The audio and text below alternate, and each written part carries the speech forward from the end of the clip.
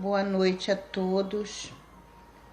Que a paz do Divino Mestre Jesus esteja em nossos corações. Vamos iniciar o nosso trabalho hoje, com o nosso culto. Vamos fazer a nossa prece. Vamos pensar em Deus, pensar em Jesus, pedir o seu amparo, o seu auxílio para o nosso estudo na noite de hoje.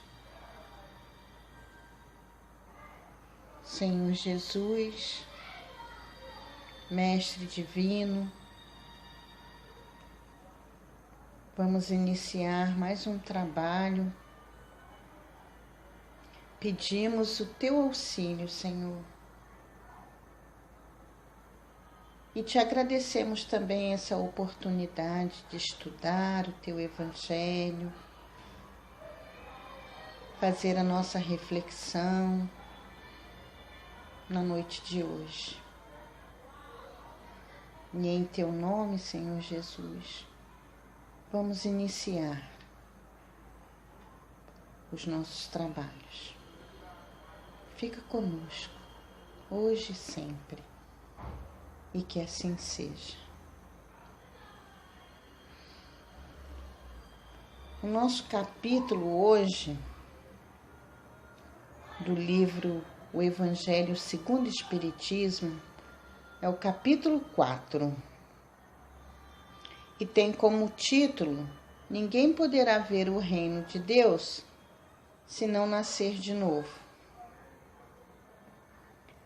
Essas palavras são de Jesus e também é o nosso estudo na noite de hoje. E está registrado lá no Evangelho de São João, capítulo 3, versículo 1 a 12. Ninguém poderá ver o reino de Deus. Todos nós, humanos, queremos para nós o reino de Deus. Quer dizer, o objetivo maior de nossas vidas, o reino de Deus. Como fazer para consegui-lo? Ver, estar, fazer parte desse reino. Pessoas acreditam que ao morrer, a alma vai direto para os braços de Deus. Bom, estamos com um problema. Jesus disse: somente os puros de coração verão a Deus. O reino de Deus é para aquelas almas puras, sem máculas. Estamos há 2020 anos e durante todo esse tempo concluímos que pouquíssimas almas que partiram aqui da terra estão na glória do Senhor. Quer dizer, estão vendo o reino de Deus. Graças a essa doutrina é que vamos compreender certos equívocos e erros que acontece no pensamento humano, de achar que ao morrer já vira anjo e está com Deus. Vamos pensar assim naquele irmão, se assim podemos dizer, que passou a vida inteira na maldade, roubando, matando, violentando pessoas, sem respeito, sem amor, um ser totalmente voltado para o mal. Ele morre. E aí ele vai para os braços de Deus? Virou santo ele? Como muitos acreditam? Somente os corações puros verão a Deus. É preciso nascer de novo. Jesus está falando da volta do espírito à vida corporal ou à vida material, Jesus fala de reencarnação, que é um dos princípios básicos da doutrina espírita. É uma lei divina. E também, através da reencarnação, vamos compreender a justiça de Deus. A reencarnação fazia parte dos dogmas dos judeus, sob o nome de ressurreição. As ideias dos judeus sobre esse ponto, como sobre muitos outros, não eram claramente definidas, porque apenas tinham vagas e incompletas noções acerca da alma e da sua ligação com o corpo. Acreditavam eles que um homem que vivera podia reviver, sem saber precisamente de que maneira o fato poderia acontecer. Designavam pelo termo ressurreição. O Espiritismo judiciosamente chama reencarnação. Vamos encontrá-la como prova na oração do credo católico, quando diz: creio na ressurreição dos mortos e na vida eterna. Com efeito, a ressurreição dá a ideia de voltar à vida o corpo que já está morto. Mas a ciência demonstra que é totalmente impossível. Deus não derroga suas leis. Isto é, que devemos compreender leis físicas que são sábias e que vêm de Deus, o Criador de todas as coisas. A reencarnação é a volta da alma ou espírito à vida corpórea, mas em outro corpo, um novo corpo, uma nova vida. Isto é, reencarnação. Tem pessoas que dizer não acreditar em reencarnação são aquelas que, por orgulho, não querem dar o braço a torcer, não se dão por vencidos. Por falta de estudo, de interesse e compreensão, dizem apenas não acreditar. Maior prova e certeza da reencarnação como lei divina e natural está registrado no diálogo de Jesus com Nicodemos, que era na época um senador, um doutor da lei. Encontramos na Bíblia Sagrada, quando estudada sem o véu que cobre as palavras, muitos relatos sobre reencarnação. Em São Mateus, capítulo 16, versículo 13 a 17, em São Marcos, capítulo 8, 27 a 30, versículo, Jesus interrogou assim os seus discípulos: que dizem os homens com relação ao Filho do Homem? Eles lhes responderam: dizem uns que és João Batista, outros que és Elias, outros que és Jeremias, ou alguns dos profetas. Aqui diz claramente, nessa passagem do Evangelho, que Jesus poderia ser a reencarnação de um deles, de Elias, de Jeremias ou um dos profetas. Vamos também encontrar lá em São Mateus, capítulo 17, versículo 10 a 13, em São Marcos, capítulo 9, versículo 11 a 13, que diz o seguinte: Após a transfiguração, seus discípulos então o interrogaram desta forma: por que dizem os escribas ser preciso que antes volte Elias? Jesus lhes respondeu: é verdade que Elias há de vir e restabelecer todas as coisas, mas eu vos declaro que Elias já veio e eles não o conheceram e o trataram como lhes aprouve. É assim que farão sofrer o Filho do Homem. Então, seus discípulos compreenderam que fora de João Batista que ele falara. Nessa passagem do Evangelho, Jesus apenas confirma esta realidade. João Batista era o Elias reencarnado. Ressurreição se dá com Lázaro. Jesus ressuscitou Lázaro porque Lázaro não estava morto. Ele apenas dormia. Já estudamos aqui a ressurreição de Lázaro.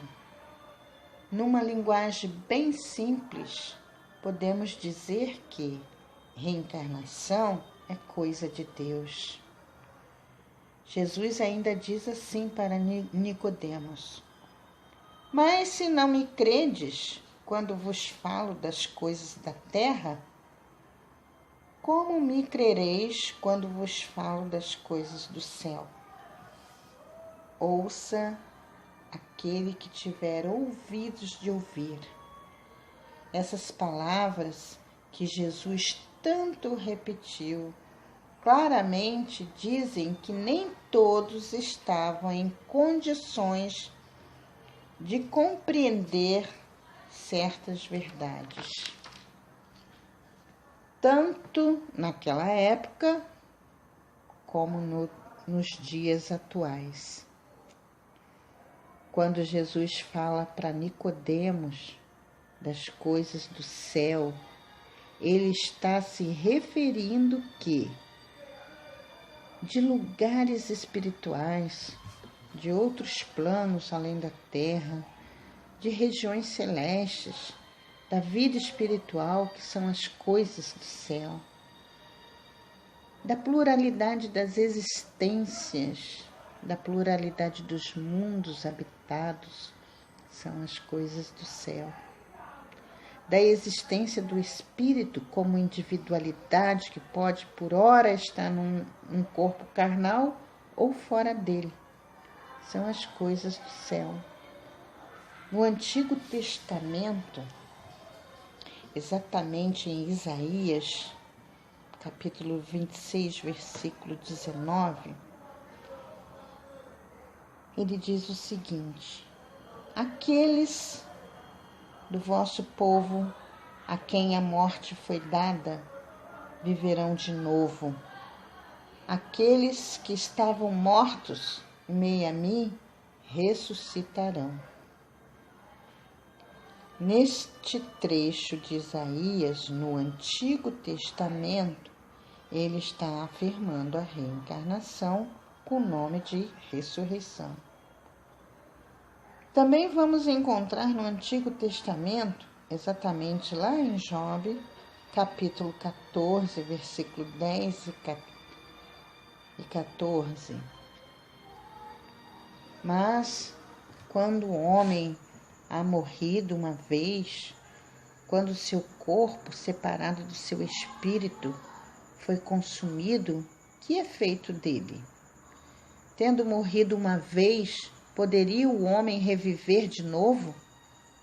Nessa guerra em que me acho todos os dias de minha vida, espero que chegue a minha mutação. Aí tem uma outra versão. Quando um homem morre, perde toda a sua força, expira, depois onde ele está? Se o homem morre, viverá de novo? Esperarei todos os dias de meu combate, até que venha uma mutação? Quando um homem está morto, vive sempre, acabando os dias da minha existência terrestre, esperarei, porquanto a ela voltarei de novo. Tanto em Isaías como em Job, mostra claramente o princípio da pluralidade das existências. Negar a reencarnação é negar as palavras de Jesus. Somente a reencarnação pode dizer ao homem de onde ele vem, para onde ele vai, por que está aqui na Terra, e justificar todas as anomalias e todas as aparentes injustiças que a vida apresenta. O acaso não existe, o nada também não existe. Todo efeito provém de uma causa.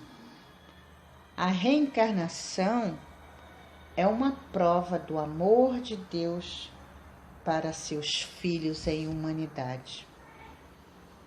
Agora eu pergunto, quem de nós não quer estar com Deus, estar com Jesus, estar em regiões felizes no reino de Deus? Todos nós buscamos o reino de Deus, mas para isso acontecer é preciso merecimento, estar totalmente puro, como uma pedra preciosa. Então precisamos nascer e renascer, quantas vezes forem necessárias. Meus irmãos e companheiros da Ciel, nós vamos encerrar aqui. É muito bom falar de reencarnação, porque nos dá uma compreensão maior de nossas vidas. Vamos então fazer a nossa prece de gratidão a Deus por mais um culto do Evangelho de Jesus em nosso lar. Senhor Jesus, Mestre e amigo de todas as horas, estamos encerrando o nosso culto da noite e te agradecemos a oportunidade do estudo e da compreensão do teu Evangelho de amor e sabedoria. Pedimos, Senhor Jesus, que fortaleça nosso espírito, porque somos ainda frágeis perante as dores e os sofrimentos da vida. Renove nossas esperanças na fé e na confiança que tudo isso vai passar. Somos almas sedentas do teu amor, querido Jesus. Ampare a todos aqueles irmãos que estão passando pela provação da dor. Interceda na vida daqueles que ainda estão perdidos, sem rumo, sem direção, porque não te conhece e não conhece o teu Evangelho de luz. Não deixe faltar em nossa mesa o alimento, a saúde do corpo, mas acima de tudo, a saúde de nossa alma. Que possamos viver a tua paz, Senhor. Muito obrigada, Mestre, por mais um dia. Fica em nossos corações, hoje e sempre, e que assim seja. Graças a Deus.